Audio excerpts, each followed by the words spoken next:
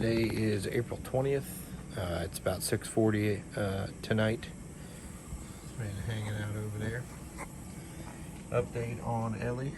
You might know she looks a little different today. That's because she no longer has her C-pap on, which is a big milestone for her. So they removed the C-pap earlier today. She's now on this little nasal cannula, which is actually still connected to the C-pap machine.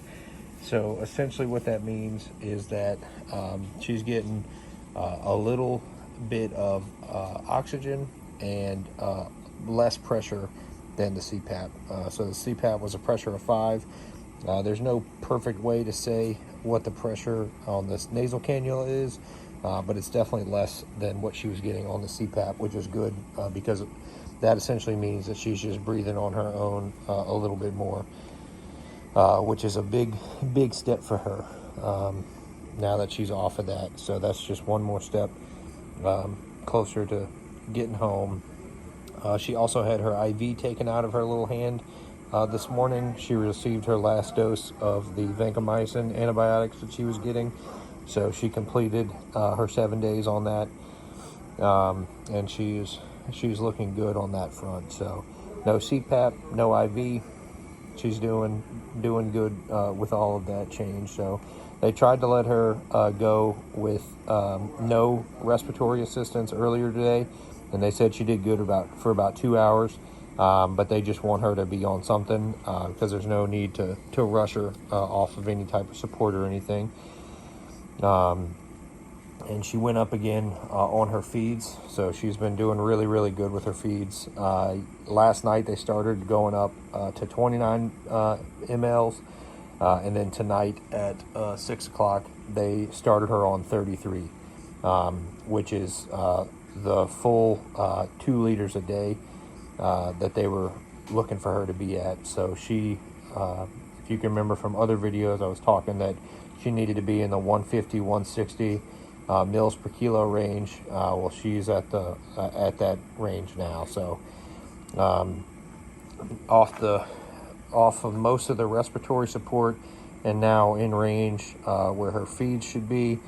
That's all good signs as she continues to progress in here.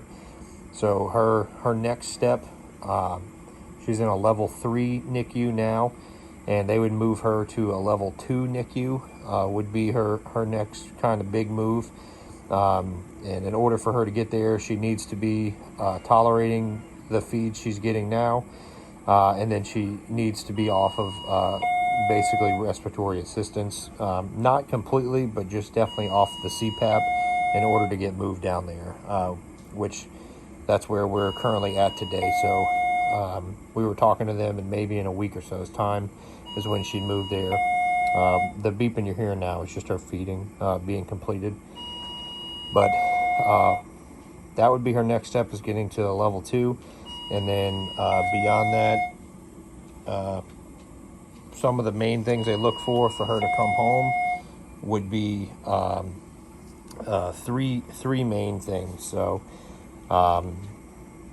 the number one non-negotiable thing is that she's able to maintain her temperature by herself. So in a few days, they're going to take the lid off of this isolette and see if she can regulate her own temperature. But that's a non-negotiable. She won't be able to go home until she can do that, which we've got time. So like I said, they're not rushing anything. The next thing is going to be her tolerating her feeds. So she needs to continue to tolerate her feeds just like she's doing. And if we did get to the point where we were talking about bringing her home and she was still having a little trouble with that, there's a couple things they can do to send us home, even though she's not completely tolerating them, but that's further down the road.